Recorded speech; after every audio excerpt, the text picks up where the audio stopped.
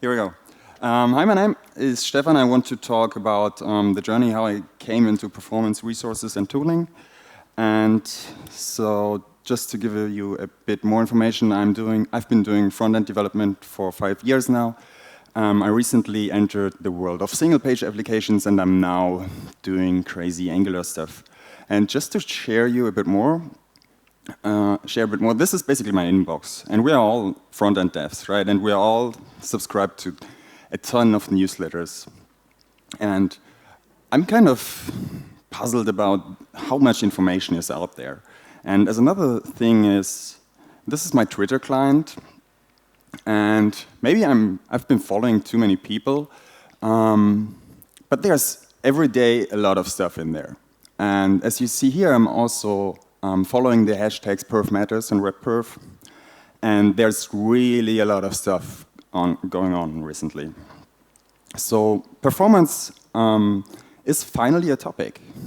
We're doing it better, or we're getting to the point where we're doing it right. And we're going further than server response times, DOM ready, or document load. We're doing a kind of buzzwording at the moment, and there's really a lot of stuff out there.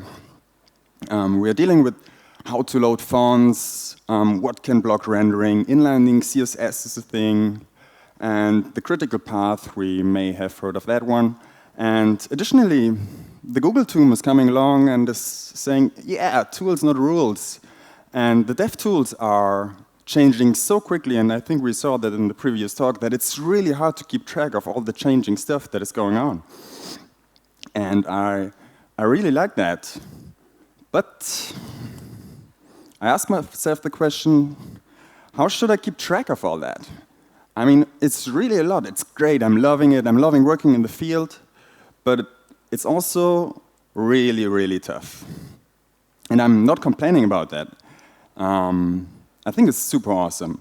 But I had the problem that I started collecting resources, and I tried to do this doing the GitHub star approach, which is not working well, at least for me. Then I started having bookmarking lists and stuff, but it just got too messy. So I grabbed a couple of friends, and we starting up building a resource for that. And I think it was it is worth sharing. So what you see here is perf tooling today, and actually we are evaluating all the stuff that is coming along, and I'm putting it on the website so that everybody can see it and can find performance-driven or performance-important stuff more easily. And as you see here, there are a lot of people already contributing, and it's going quite nice. And we're updating the site every kind of 1 to 2 weeks, depending on how heavy the workload is. And you can also subscribe to our newsletter if you're interested in performance-related stuff.